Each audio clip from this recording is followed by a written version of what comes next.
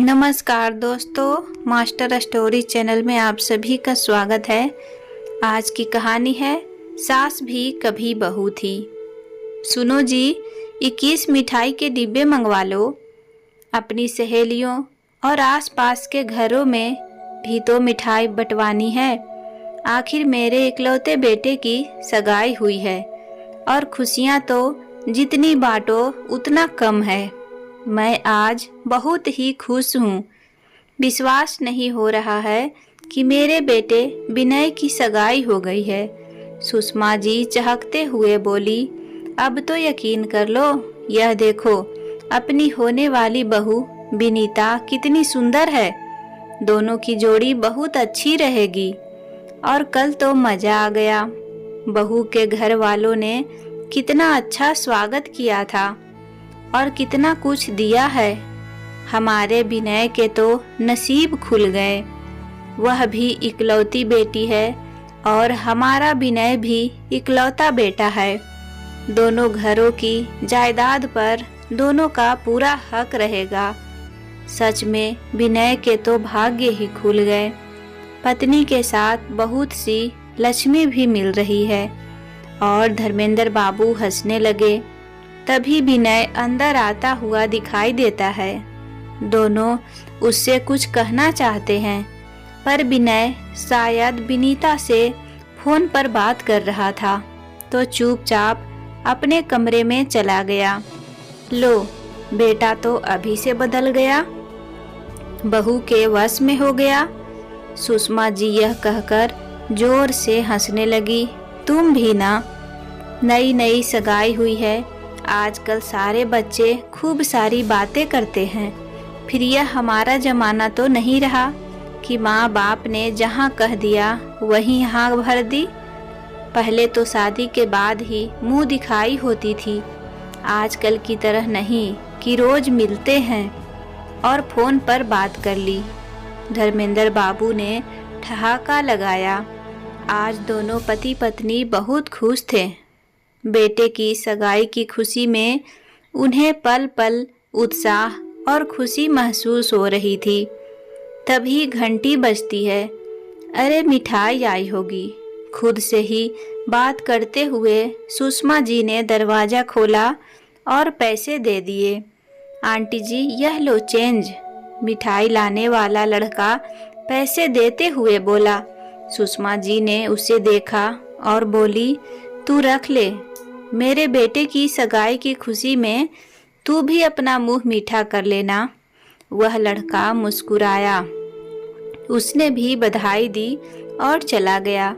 सुषमा जी ने अपने नौकर राजू को आवाज दी और सभी मिठाई के डिब्बे बंटवाने का निर्देश दिया। एक दिन सुबह विनय कहता है, मम्मी, विनीता घर आना चाहती है। उसे अपने कमरे का इंटीरियर देखकर कुछ बदलाव करवाने हैं। लेकिन बेटा, इंटीरियर तो फाइनल हो गया है। मैं कल ही सब कुछ उसे बता दिया था और एडवांस भी दे चुकी हूँ।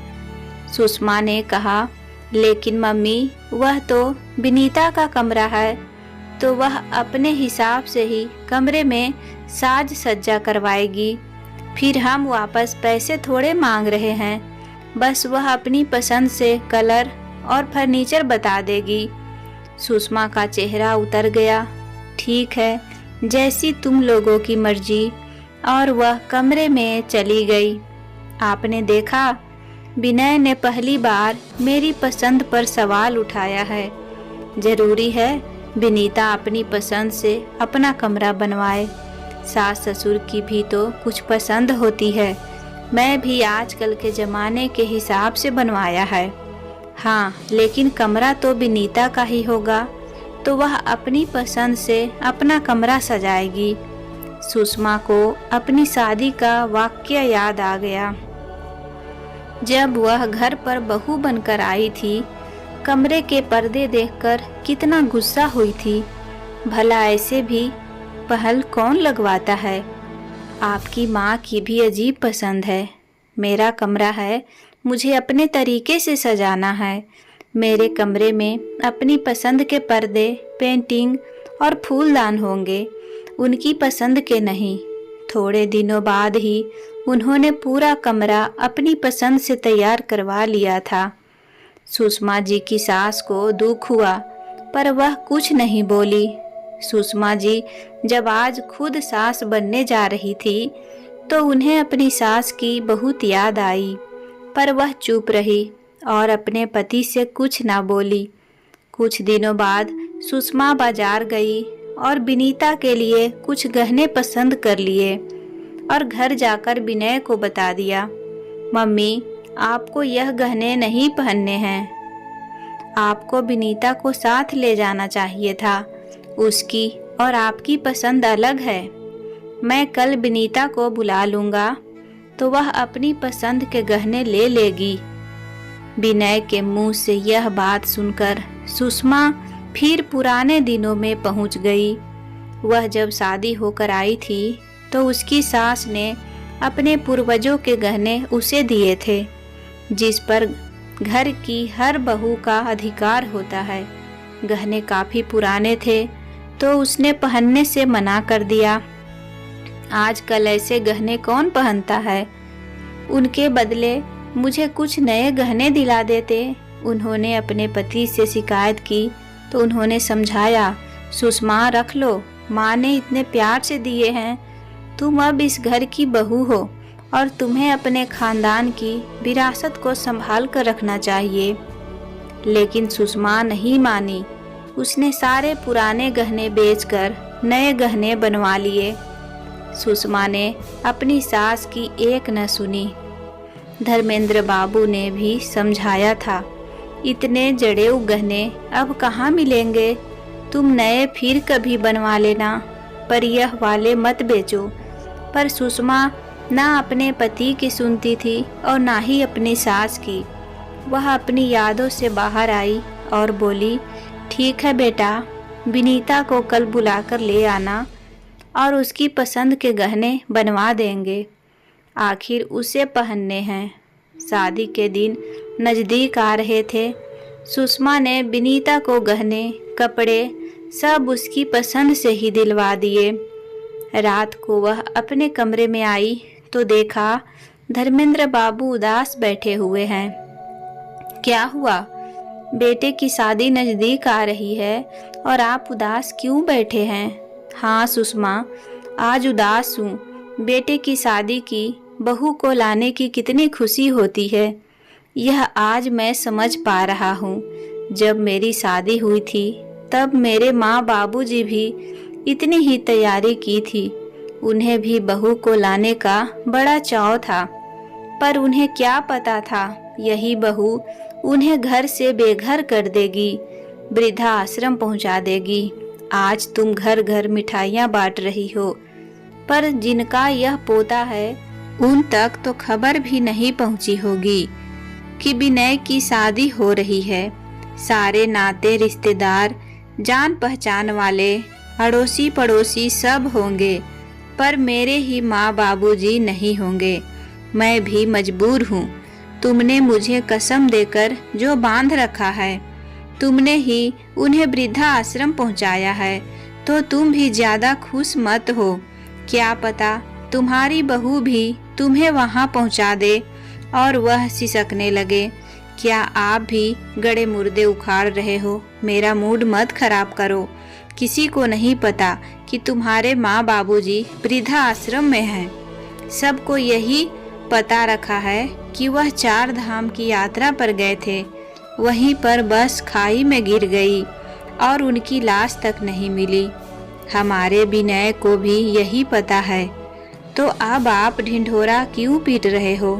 वैसे भी वह वहाँ खुश है, दोनों समय खाना मिलता है और मज़े से रहते हैं। और उन्हें क्या चाहिए? अपनों का साथ और प्यार तो नहीं मिलता है। आज जो यहाँ होते तो हमसे ज़्यादा विनय की शादी को लेकर खुश होते, मगर अफसोस तुमने उन्हें वृद्धा आश्रम पहुँचा कर ही सांस ली। तुम्हारी अपनी सास ससुर से कभी नहीं बनी। धीरे बोलो, विनय सुन लेगा। और वह कमरे का दरवाज़ा बंद करने लगी तो देखा विनय वहाँ पर खड़ा था। उसने सब सुन लिया। उसे देखकर सुषमा के होश उड़ गए। वह नहीं चाहती थी कि विनय को कुछ भी पता चले, क्योंकि विनय अपने दादाजी और दादी जी से बहुत प्यार करता था। विनय तू? उनका मुंह खुला का खुला रह गया। वह अपने बेटे से नजरें नहीं मिला पा रही थी। आपने उनको वृद्धा आश्रम में रख रखा है? वह जिंदा है? वह दौड़कर कमरे में गया और उनकी फोटो से माला हटाने लगा। मेरे दादाजी दादी जी जिंदा है, इतनी बड़ी बात मुझसे छुपाई गई। आपने ऐसा क्यों किया? माना लड़ाई हर घर में होती है, पर इसका मतलब यह नहीं कि उस सदस्य को घर से ही निकाल दिया जाए।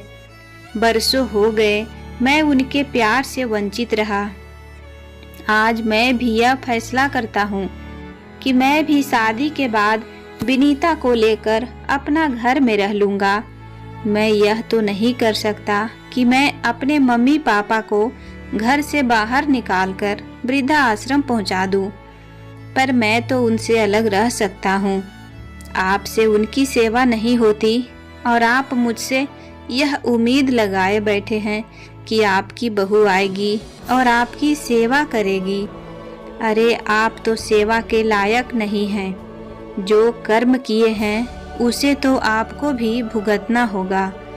अपने जीते जी उन्हें अपने परिवार से दूर कर दिया तो आप भी अपने परिवार के लिए तरसेंगे, हमेशा के लिए तरसेंगे। अपने बेटे विनय की बात सुनकर सुषमा को ग्लानि और अफसोस हुआ कि क्यों उसने अपने बूढ़े सास ससुर को वृद्धा आश्रम भेज दिया। बात कुछ ज्यादा बड़ी भी नहीं थी।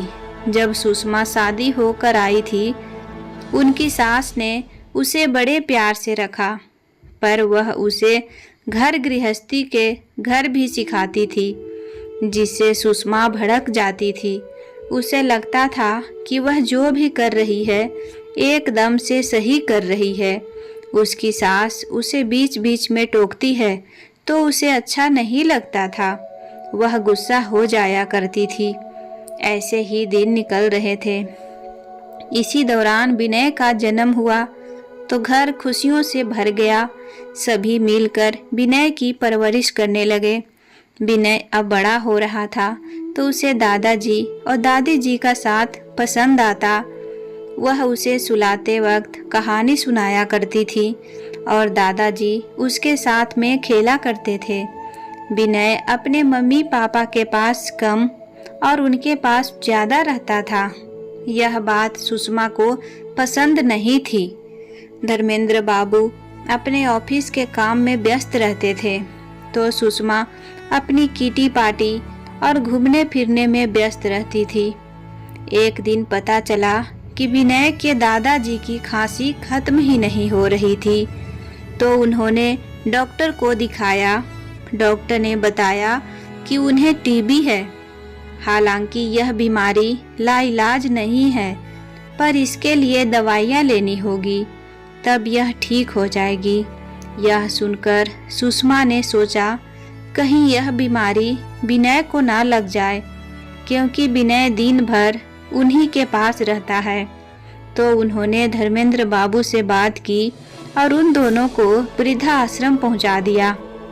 विनय ने पूछा तो बोले, बस खाई में गिर गई थी और तेरे दादाजी और दादी जी उसमें खत्म हो गए हैं।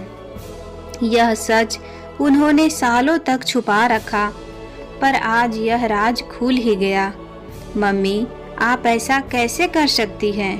अभी मुझे भी कोई बीमारी हो जाएगी तो आप मुझे अनाथालय में छोड़ आएंगे, या आपको कोई बीमारी हो जाएगी तो फिर मैं भी आपको वृद्धा आश्रम छोड़ आऊँगा। घर पर अलग कमरे में रहकर भी तो उनका इलाज किया जा सकता था।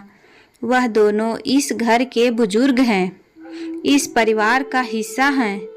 आप उन्हें कैसे छोड़ सकते हैं? परिवार में किसी को कुछ हो जाए तो उनका इलाज किया जाता है, ना कि उन्हें घर से बाहर कर दिया जाता है। मैं दादी जी और दादाजी के आशीर्वाद के बिना शादी नहीं करूँगा। आप समाज को क्या जवाब देंगे वह आप सोच कर रख लीजिए। आपको उन्हें हमेशा के लिए फिर से घर लाना होगा। मैं शादी तभी करूँगा। विनय ने भी जिद पकड़ ली। अपने बेटे की जिद से मजबूर होकर वह विनय के साथ दूसरे शहर में स्थित वृद्धा आश्रम पहुँचे और वहाँ उनके बारे में मालूम किया तो पता चला कि विनय की दादाजी तो कुछ सालों पहले मृत्यु हो चुकी है। वह अपने बेटे और पोते के बिना ज़्यादा जिंदा नहीं रह पाए थे। उन्हें पल पल याद करते रहते थे और विनय के दादी जी ने भी अभी महीने भर पहले ही दम तोड़ी है। जिस दिन विनय की सगाई हो रही थी उसी दिन उसके दादी जी यह दुनिया छोड़कर चली गई हैं। यह सुनते ही धर्मेंद्र बाबू और विनय दुखी हो गए। दोनों को अपने बाबूजी और दादाजी को खोने का बहुत अफसोस हुआ। आपने एक बार उन्हें छोड़ दिया तो कभी सार संभाल भी नहीं की, कभी फ़ोन भी नहीं किया और अपना फ़ोन नंबर भी गलत दिया था ताकि वह आपसे संपर्क ना कर सके। मम्मी पापा वह कितना तड़पे होंगे, कितना तरसे होंगे। मैं आप दोनों को कभी माफ़ नहीं करूँगा। मैं विनीता से शादी करने के बाद दूसरे शहर में तबादला ले लूँगा। मैं आप दोनों के साथ नहीं रहना चाहता हूँ। जिस तरह आपने मेरे दादाजी और दादी जी को तरसाया, तड़पाया, इस तरह आप भी मेरे बिना रहने की अब आदत डाल लीजिए। आज सुषमा को बहुत अफसोस हो रहा था कि उसने अपने सास ससुर को वृद्धा आश्रम क्यों पहुंचा दिया। उसने अपने भविष्य के बारे में जरा भी नहीं सोचा कि उसने बुरे कर्म किए हैं तो वह खुशियों की उम्मीद कैसे कर सकती है। काश उसने ऐसा नहीं किया होता। दोस्तों, बुरे कर्म करते वक्त अपने भविष्य के बारे में भी सोच लेना चाहिए, क्योंकि हम जो भी करते हैं वह पलटकर वापस जरूर आता है और हमें उसकी सज़ा भुगतनी पड़ती है। दोस्तों, उम्मीद करती हूँ कहानी पसंद आई होगी। पसंद आए तो वीडियो को लाइक करें, चैनल को सब्सक्राइब करें। कहानी को पूरा देखने के लिए दिल से धन्यवाद।